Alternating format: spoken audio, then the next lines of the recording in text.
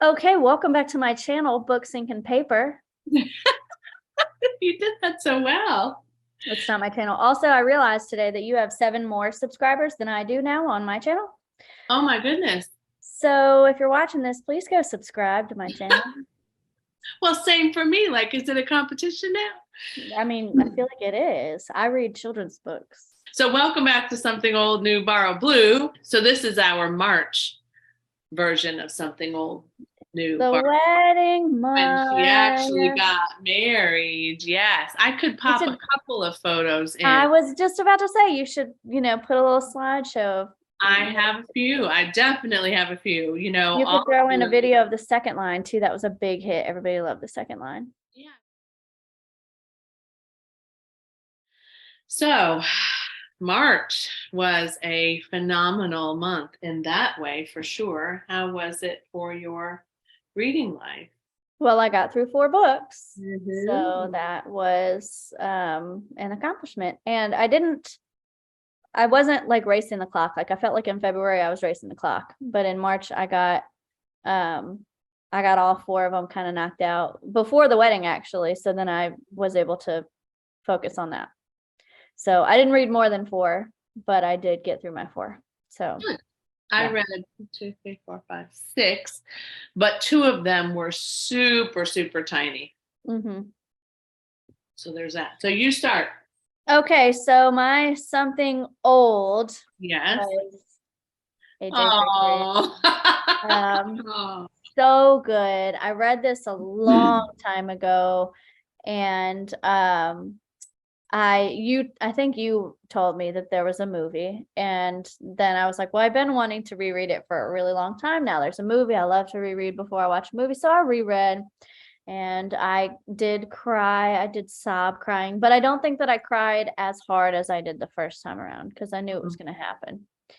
But it's so good. And I feel like it's kind of a love letter to books too. Like it's really, It it's about a bookseller and a baby who was left in a bookstore, and the whole way through he's leaving book recommendations for her. And um, it's, it's is. a love letter So to reading.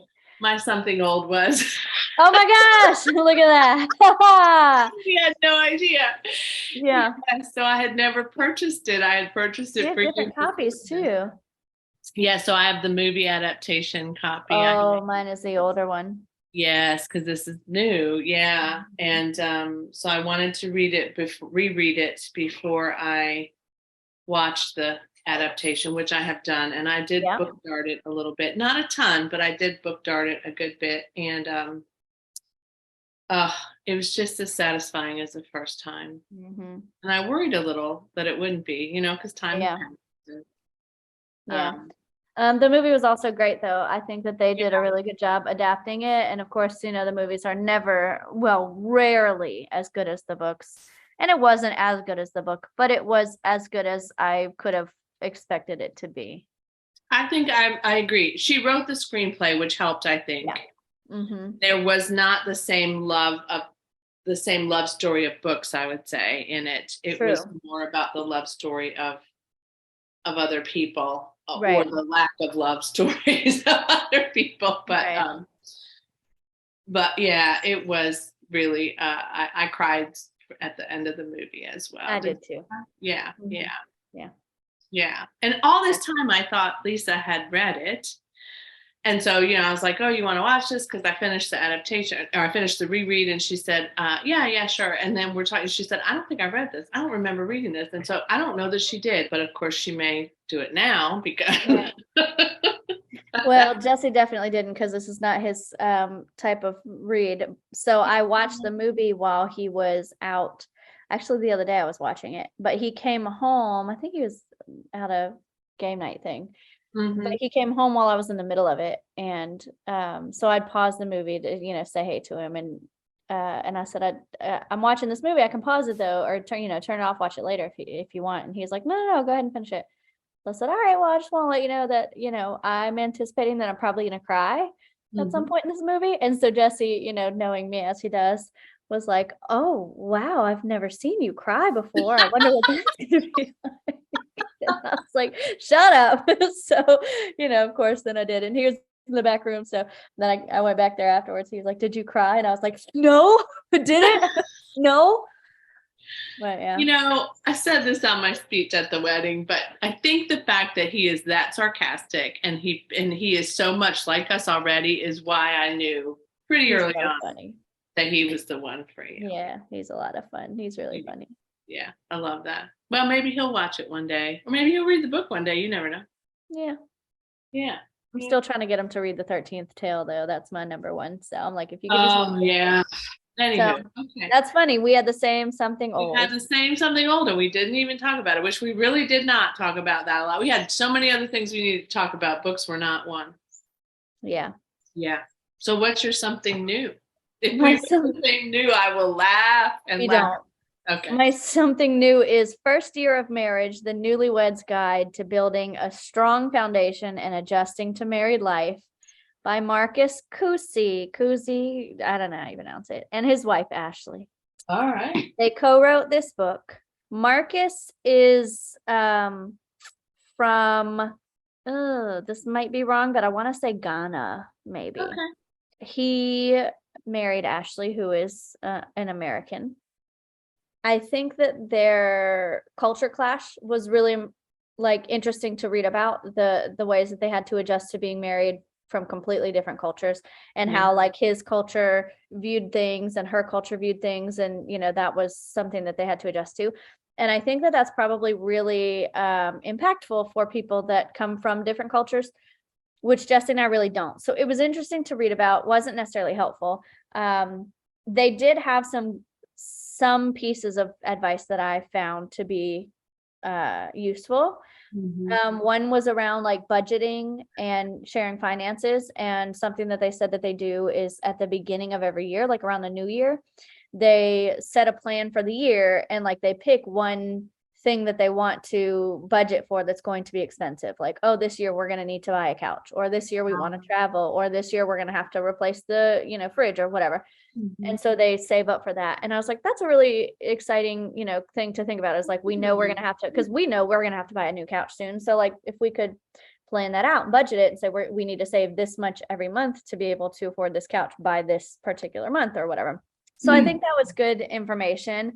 But overall, and I mean no offense to the authors, I think that it could have, it to me felt like it could have been written by anyone who's married. It didn't feel like they were particularly experts on marriage. It was mostly pretty vague information, you should trust your partner, and fight right, and don't insult your partner. And it was super surface level, not backed by any kind of research, more here's our experiences with our direct quotes on how this impacted our marriage. And it was kind of more I don't know, I just felt like it was this married couple that was let me tell you about what we've learned about being married. And it wasn't super well written. It was no, it was, I'm a big fan of John Gottman, apparently, but it was no John Gottman either. Yeah. It was just okay. And I actually had another one written by the same couple on my to read list. It was about communicating, because they've written several. But I took it off my to read list because I just overall, this one just wasn't for me. It was I don't want to use a word that's mean and say it was babyish or infantile, but it just kind of felt like anybody could have written it. I can see where for some people who are functioning at a very different level of experience and understanding and knowledge, and have had a relationship model for them that was not, it was toxic and not positive, that might be useful. So true. But, and it's also I'm 34 and Jesse's 35, and we've been together for 6 years. So we're not going into this naive. Right. And so I think that's kind of perfect too. Maybe this would be a better book for people who are getting married younger, or haven't been together as long and don't really know each other in the same way that he and I do. It's interesting. It's funny because what this reminded me of is there's a book that comes out in April, which of course I can't remember the title of now because but it was on my anticipated reads, but it's about a woman who gives a 1-star review or something to an author, and then the author Ooh, starts to stalk her. I've heard about that. I think I added it to my 2 reads too. Yeah, but that's not going to happen to you. Sorry, Marcus and You don't Ashley. rate, so they won't know what your star rating is, and they probably won't watch this. But yeah, the odds are very low. Yeah. But it was all right. I'm not mad that I read it. I'm just not going to read anything else by them. All right. So my something new.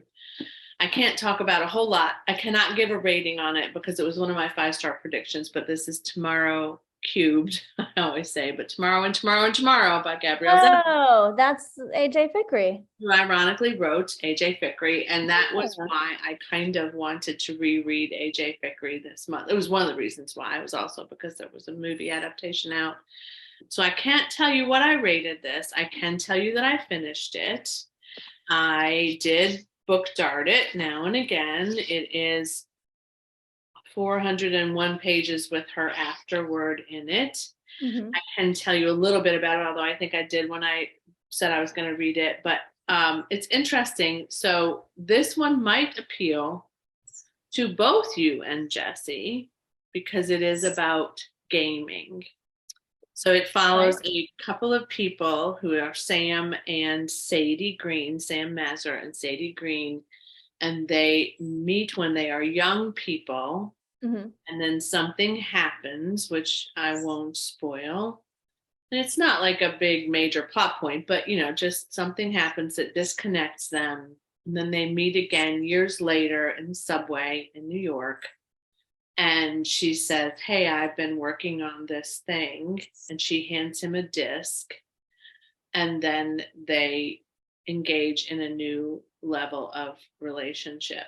Okay. So what I will say about this book is that the character development was, as it was in AJ Fikry, I would say, was really fantastic. Mm-hmm. And I think that is her strong suit. It was the book of the month's book of the year for 2022. It is very popular.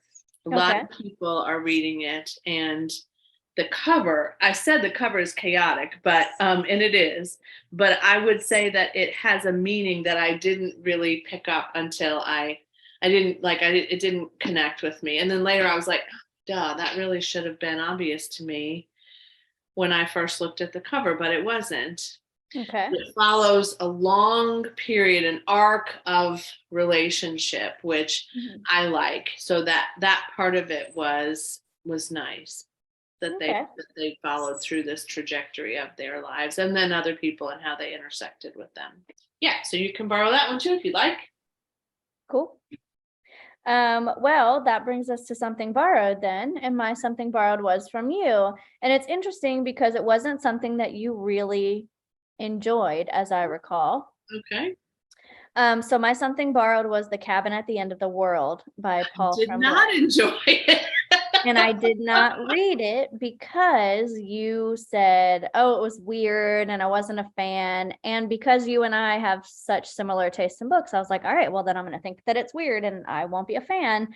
But then I saw that the movie was coming out, which is now called Knock at the Cabin, not The Cabin at the End of the World. But which actually, I think The Cabin at the End of the World is a better title than Knock at the Cabin. But knowing that the plot probably is the same. Yeah. But yeah, so I saw that the movie was coming out and I watched the trailer and was like, I had no idea that was what this book was about. Like, I didn't know what it was about because I remember what was weird is that I was reading that book in a cabin in the woods. Yeah, because you thought it'd be a good cabin read. Absolute crap out of me when you knocked on the door in the night when Lisa and I were in there quiet reading and painting. Scared the crap out of me. That was hilarious. Anyway, so I read it because I wanted to watch the movie, but I wanted to see what happened in the book first because I just want to always read the books before I watch the movie adaptation. Yeah. But I very differently from you actually really enjoyed the book. Like really enjoyed it. I couldn't put it down. I wanted to hear what was happening next. I think that it was just really well done. I think that the thing that I liked most about it was that you as a reader were not sure. So the premise of the book is there's a family that's vacationing in a cabin in the middle of the woods, in the middle of nowhere, no cell reception. It's two dads and their adopted child. And this man, this gigantic giant of a man, comes through the woods and strikes up a conversation with the child. They're getting along, they're, good friends, whatever, they're catching grasshoppers. And then some other people arrive and they all have these really odd weapons. And so she gets scared and runs inside. And he tells her, as she's running, what is happening, what is going to happen is not your fault. I want you to know that everything that happens today is not your fault. So she runs into the cabin and tells her dad's like, hey, there's people out there and they're creepy and they're scary. And so that's the premise. But as a reader, for almost the entire novel, I wasn't sure, as the characters were not sure, whether this was real or not. So the whole way through, the dads are having a conversation about like, this can't be real. These people are full of it. And they're just, these religious nutcases or whatever. And they're all having this shared delusion. And, all this is happening. So meanwhile, then the other people are like, oh, but no, here's the proof. Look at this. This is the end of this is happening. But you and the dads are kind of like, yeah, but that could be explained this way. Like that could also be very ambiguous. Very ambiguous. And then there's moments where you're like, wait a minute, is there something deeper to this going on? And they're also having that same. So you experience what the characters experience the entire way through, and I loved that. Now the movie was good. It of course wasn't as good as the book, but it was good. One of the things about the book that I found most heartbreaking did not happen in the movie. Okay. And I wasn't upset about that because it was heartbreaking. It was really hard to read. But and you probably know now, I've spoiled the movie for you, but you know what I'm talking about because I called you about this particular. I do, yeah. But I understand why they didn't do that in the movie, and I don't think it was a bad choice, but it was different and it changed the entire course of the movie then, because like that thing that happened in the book impacted the whole rest of the book after. And also the way that they ended it was very different in the movie versus the book. But I liked the book, and I think as a standalone, or I like the movie, and I think as a standalone, the book and the movie, they were very similar, but they were also like essentially two different stories because of where they went towards the end. But I liked them both. Of course, I liked the book more. But I really enjoy Paul Tremblay. And you also said that was it the Pallbearers Club? It's also by him. And you were a fan of that. But now I'm like, maybe I should read that because maybe we just have different opinions on Paul Tremblay. Yes. So I think the problem I have, so Paul Tremblay does ambiguity like nobody else. Yes, which I loved about A Head Full of Ghosts. I did too. I loved it so much because the whole time you were like, is she possessed or is she going through a mental health crisis? Exactly. And I loved that. And the same is true for the last one that I read, the Pallbearers Club. It's just to me, it was just such a bizarre plot and it was just bizarre to me. But that's kind of what you said about this one. And I know. So I feel like you might really love it. And I think you should listen to it. And it is on Scribd because that's where I think I listened to it. I didn't buy it. I also have one, which I now need to prioritize, I think, just so that I can kind of be in the space with him, is The Disappearance at Devil's Rock, which I got one day on sale at Barnes & Noble. And so I'm curious now, because I think, are all of them like that? And so here's what I'm going to say about this. If all of them are like that, then that is a brilliant man. Because not a lot of people will take that. Yeah, not a lot of people will take that on multiple times after multiple times.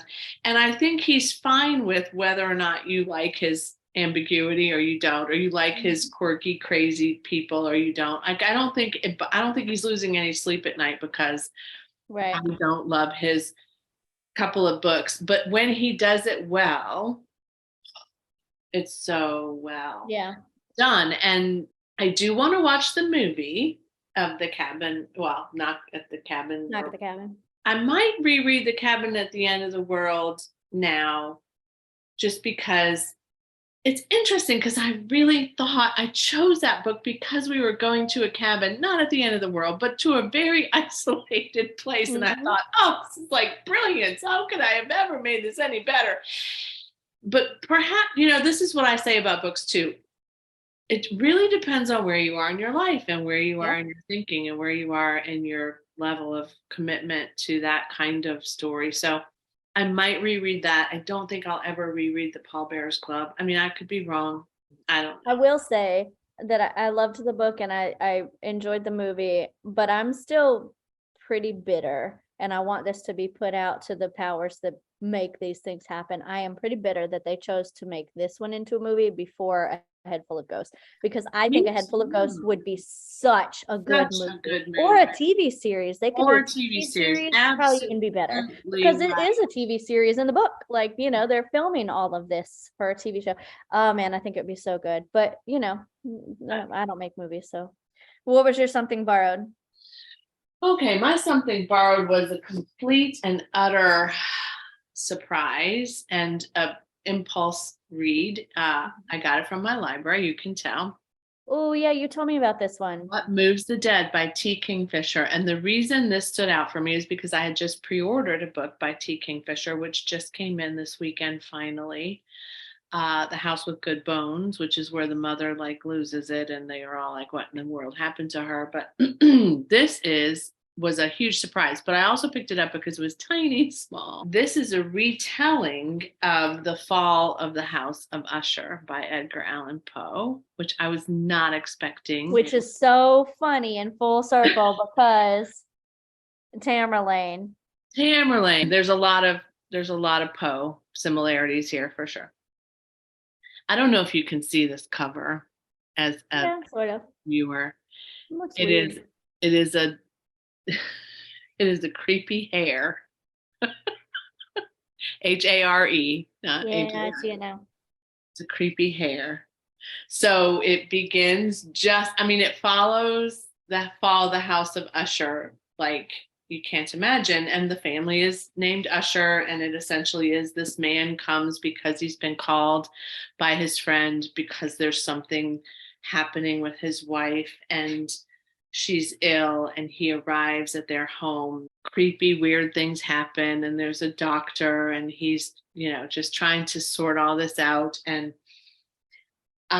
she also wrote a book called The Twisted Ones. Like, I feel like this may be my new, like, my addiction for Sounds this year. fun. Like, I kind of want to read all of her stuff. I do think I would buy this to keep on my shelves. I'll Hmm. see. I'm gonna read the house with A House with Good Bones first, just to kind of see. She lives in North Carolina, Megan, Okay. where you went to school, with her husband, dogs, and chickens who may or may not be possessed. I like her already. I know. I'm just Possessed like, I chickens. want to be friends with this woman. I had already kind of learned about her and was committed to this other book, but I'm so super happy that it just happened that my library featured it on the shelf as I was walking out the door, and I grabbed it, turned around, checked it out, and went home. Perfect choice. All All right. right. Something blue. Blue, yes. This was a book talk read, a TikTok recommendation that I got. The Thicket. Ooh.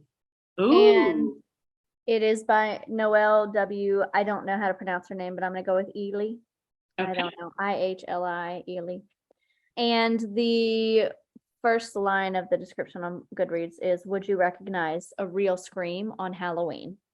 Ooh. Which drew me right in. So the premise of this book is about a girl, young girl, teenage girl, who has to bring her brother to a haunted house, like an outdoor haunted trail, like several cabins along this path, haunted house thing called the Thicket in her neighborhood. And she begrudgingly brings him. She has to because he's got some dirt on her and she doesn't want to get in trouble. And so she brings him, and she kind of gets, a little like uncomfortable in the haunted house and decides like she doesn't want to be there anymore. She's not really having a good time. So she leaves and leaves him in the haunted house path alone. Ooh. And she goes out to like the main area with like the food trucks and the, cotton candy machines and all that. And he is murdered in Mm. the haunted house, and she doesn't know it. And she, is waiting for him to come out, and he never does. And then, she has to go and get security, and they have to find him. And he's not the only person that's murdered, but he was specifically targeted because he was alone. So she feels a lot of guilt about that. Sure. The whole book happens over, I want to say, like, less than a month. It's over a couple of weeks, maybe.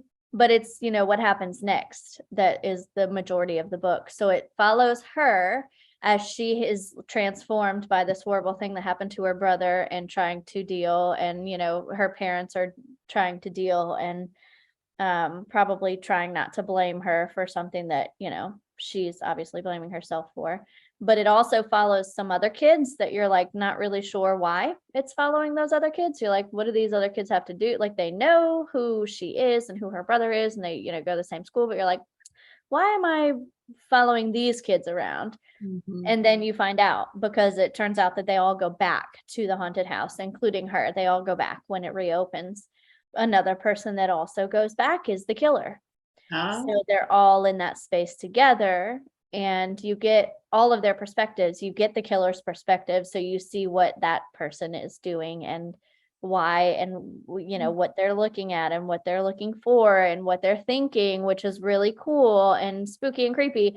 And then you also get the perspective of the people that don't know who the killer is, that are in there wondering what's real and what's not. It was a lot of fun. It wasn't the best book. It wasn't like super super well written, but it was a lot of fun, and it was gripping, and I wanted to see what was going to happen the whole way through. Now, I will say there were some pieces of it that I found not plausible, around law enforcement and the reaction from authority figures and how people sort of handled some things around it. I was like, that wouldn't happen. This would not. But sometimes you got to suspend your believability a little bit for that. Yeah. But I did think it was a really fun read, and I enjoyed it very thoroughly. I had never heard of that. Yeah, I hadn't either until TikTok. Anyway, I follow book talk channels, and there's a lot of recommendations. So actually, a lot of books that I've read have been from TikTok, and I've enjoyed most of them. My Something Blue was a new author to me, and I just finished it at the end of the month. This one is What Have We Done by Alex Finlay. What I liked about this was it was dark academia. Well, not really academia. It was a bunch of children who had been in foster care in a group home setting. They have a collective experience, and then they become adults, and they all kind of go their separate ways. And then something happens that makes them recognize that they're being pulled back into something that is connected. Mm-hmm. What it was billed as was that my interpretation of the way it was described was that they all come together to kind of figure out what's happening, and they try to preserve and make sure nobody dies because people are out to get them. Mm-hmm. What really happened was they didn't really come all together. They all kind of started to have to respond to what was happening in a different way, because they were all being impacted by something as a result of what had happened to them in their past. I really had high hopes for it. And I will say this, I did enjoy it. I did then, though, realize as I was finishing it up and trying to also push myself to finish it up by the end of the month so I could have Mm-hmm. a bigger score of books that I had read, which is never a good thing, right? Is that I think I was burned out on thrillers. Oh, okay.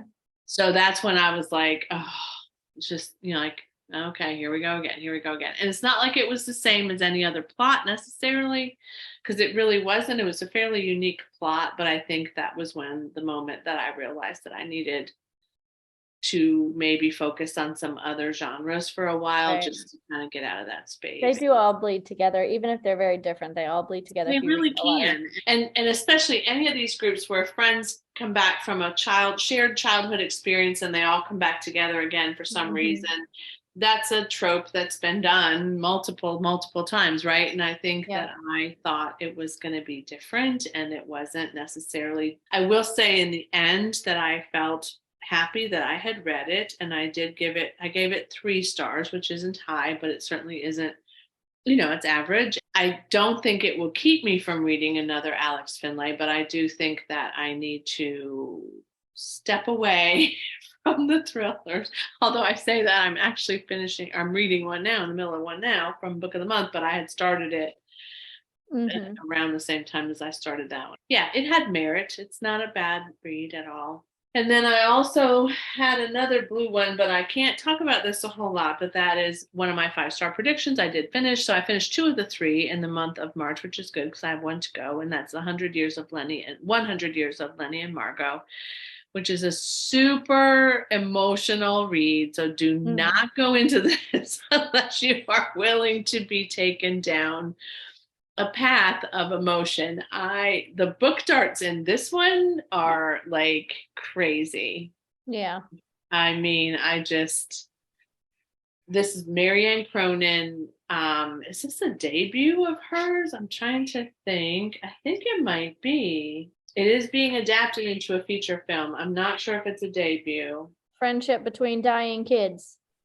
A dying kid and a dying adult. Yeah. Oh, okay. Dying adult. All right. Oh, 83-year-old. Yep. No, that makes sense. Okay.